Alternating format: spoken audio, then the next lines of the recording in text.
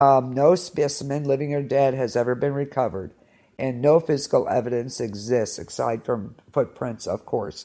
I have, okay, now I'm thinking about this. I have heard, um, and I'll have to really dig into this, that at one point a Bigfoot or Sasquatch or something of that nature was killed. When they came back to get the body, it was gone. They believed there were other Bigfoots in the area or whatever, and they took it. So, is that possible? Also, um, of course, the first thing that comes to mind is, of course, a case of mistaken identity. Sumatra's jungle has its share of primates, and some may be reasonably confused with a bipedal hominid, under the right circumstances, of course. The gibbon and the orangutan are two such creatures. Gibbons can walk on two legs for short periods of time, but the way they walk is such that one would think them hard to confuse with a human-like creature, okay? As apes, orangutans can look remarkably human and are tremendously strong. They spend much of their time up in trees. They may plod along the ground on 2 feet from time to time. But again, their walking trait would be very dissimilar to humans. There are no orangutans in the parts of Sumatra where the orang pendek is sighted. It's not very likely that the people of Sumatra are confusing known primates with orang pendek. They live there. They know the difference. They think that it could be an unknown species of primate yet to be classified. Considering its size, roughly around that of a chimpanzee, it could go undetected in dense jungles like those of Sumatra for a very, very long time. But keep in mind, this creature is nothing new to the people who live there. They have been seeing it and hearing tales about it their whole lives. While Western science considered it undiscovered, the people of Sumatra know it exists and consider it another creature of the forest. And they let it be. Gee, what a surprise, right? Given the technology and world knowledge we have today, it might not sound reasonable that a population of our apes could even exist in a remote part of the globe. But consider this, in 2007, researchers discovered a previously unknown population of more than 100,000 western lowland gorillas in the Republic of the Congo. In 2007, they didn't know they existed, okay? This is especially interesting considering that prior to the discovery, less than 100,000 of these animals were believed to exist in the entire world. In other words, we didn't know half of the western lowland gorillas existed until 2007.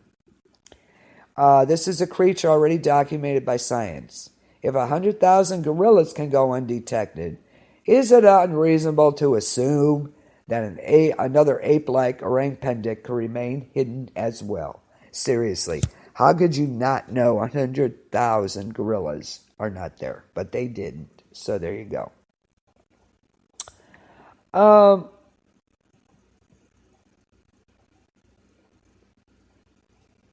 Lots of stuff going on.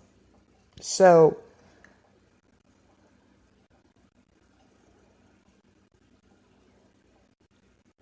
we talked about the different names of Bigfoot, where they're at, why they're probably where they're at, all the similarities. So do you think Bigfoot exists now? After all you've heard, could you even consider that a possibility? I absolutely could. I believe Bigfoot does exist. No matter what the name is, they adapt to wherever they're living, whether it's in the Himalayas or here or in Ohio or in the Northwest Pacific or in the swamps of Florida. They're going to adapt to their where they're living. So yeah, there are going to be not similar things, but mostly there is.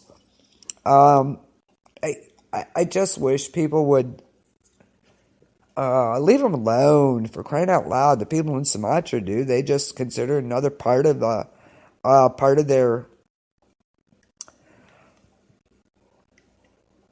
what's the word I want to use? They're part of their everyday life. They don't hunt them like we do. It's like man has to shoot everything it doesn't understand. And I'm sorry, but that just bothers me to no end. It needs to stop. Um,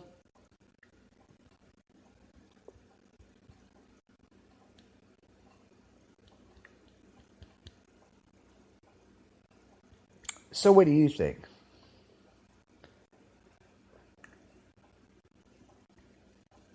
Yeah, yeah, I do. I really do. Um,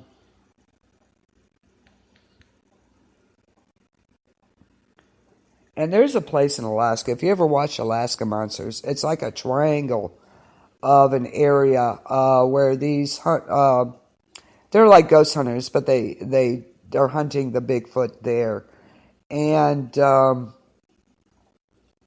they're trying to do it zone by zone.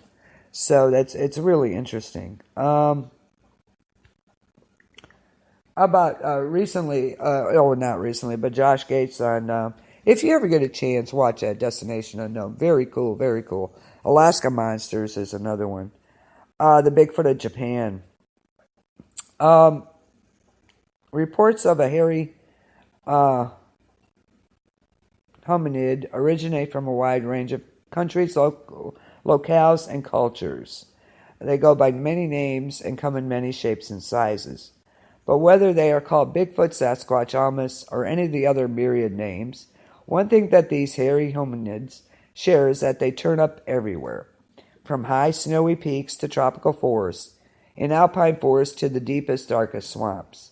Sometimes we get reports of Bigfoot or some other type of hairy creature from places where they really seem to have no business being.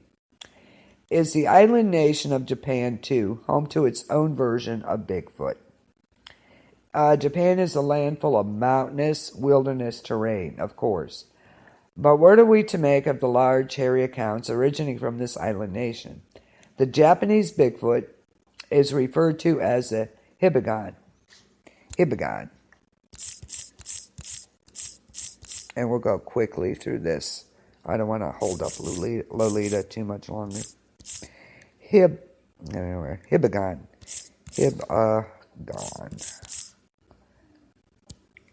That's the name for it in Japan.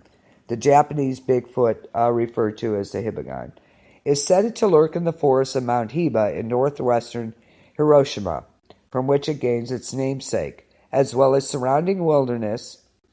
The hibagon is typically described as being reddish-brown or black in color, sometimes reported as having a patch of white fur on its chest or arms.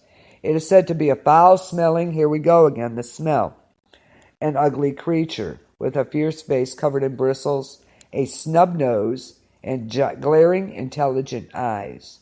The ape-like face is sometimes said to be long and somewhat protruding rather than flat, and the head is often reported as proportionately large and shaped somewhat like an inverted triangle. The hibagon is much smaller than the North American counterpart, the Sasquatch, and is usually reported around 5 feet in height, about 180 pounds. The creature is also reported to be more ape-like and animalistic than the Sasquatch as well. The hibagon is often described as looking more like a gorilla or giant monkey than human-like, although it is mostly seen moving bipedally. Reports tell of the creature moving about on all fours also. Eyewitnesses even claim that the animal was hopping along. Notable features of reports are the hibagon's apparent curiosity, lack of fear of people. Go figure.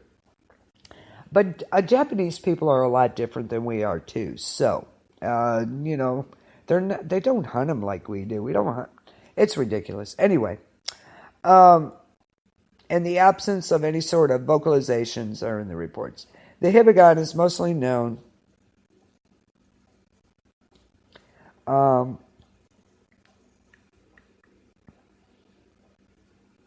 okay, I lost my place. I got a message. Da, da, da, da, da, da. Where was I? Okay.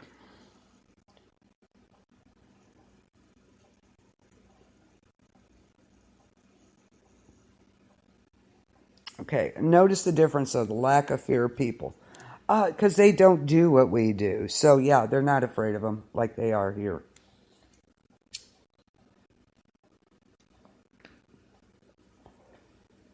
So, the Hibagon is mostly known from a series of sightings in the Mount Heba area from 1970 to 1982. The first Hibagon sighting account occurred in early 1970. Go figure. It was a group of elementary school students. They were picking wild mushrooms in the forest and were terrified to come across an ape-like beast crashing through the brush nearby. The creature became perturbed at their presence and made some threatening gestures and snapped some branches, like a gorilla's bluffing display.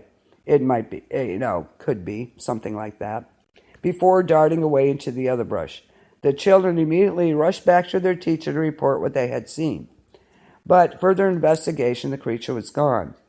All that remained in its wake were swaths of smashed underbrush and branches that seemed to have been twisted apart, something that would take far more strength than a schoolchild could possess.